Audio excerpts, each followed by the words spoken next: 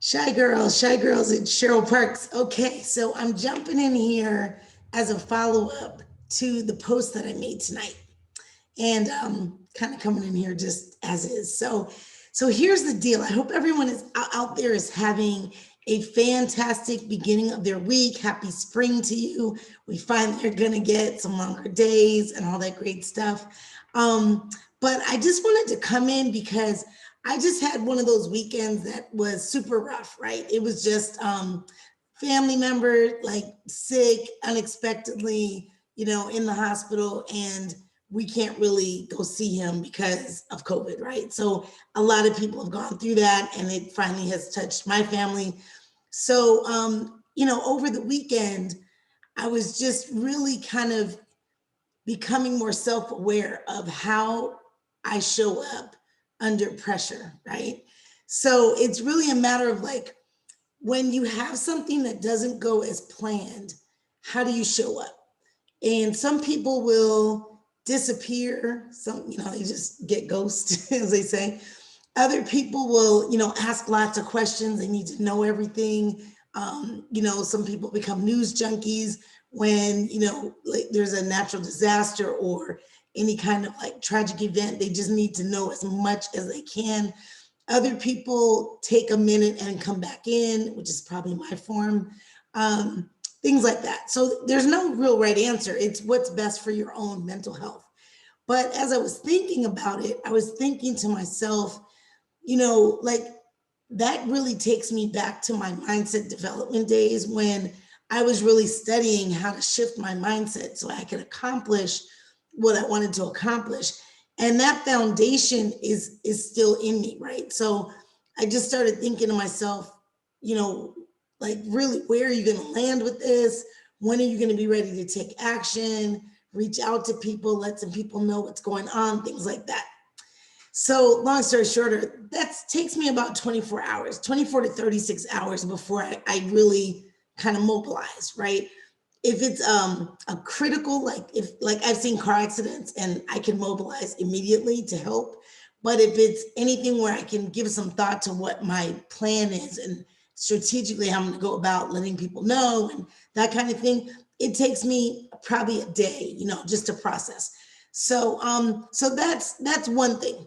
But the second thing that came up was I was, obviously on social media here and there, and I was fortunate enough that I follow some positive action taking people. I don't know what's wrong with my voice. Some positive action taking people. And one thing that came across, and his name is D like David, B like boy, Bedford. He is an emotional intelligence expert. You can follow him on Instagram, Facebook. I'm not sure if he does Twitter. I'm going to assume he's in Clubhouse, but you could definitely follow him on Instagram. And he talks about emotional intelligence. And he sent a very short video out that really resonated with me because it talked about understanding your emotional capacity, really at any given time, but on a specific day. So what he was saying is, it's really important to understand how much gas, emotional gas you have in your tank by the day or by the week or by the month so that you're giving your energy to the right people, places, things, ideas, etc. And that goes on whether you're under pressure in a good way or under pressure in a not so great way. So let me give you an idea of what he was referring to because he uses this example. He basically says when we get in our car, we look to see how much gas is in the tank. Because if you're driving from, I live in California, so if I'm driving from San Francisco down to LA, that's a 6 hour trip, 360 miles thereabout.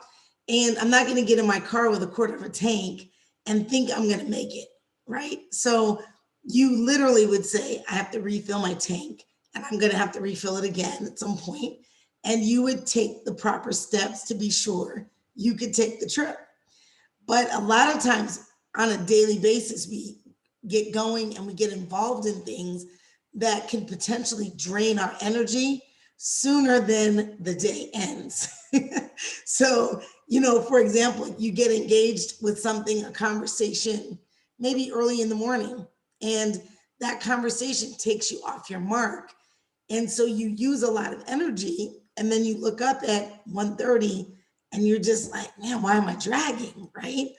So I was really fortunate that I saw his post, which helped me with my emotional intelligence and understanding, that I need to be very aware of the amount of energy that I have on any given day or week or whatever the case may be. That'll be something I carry forward. And then the second person that I happen to see on TikTok actually talked about the storm, right? When you're weathering the storm. And he was saying, there's no growth without rain.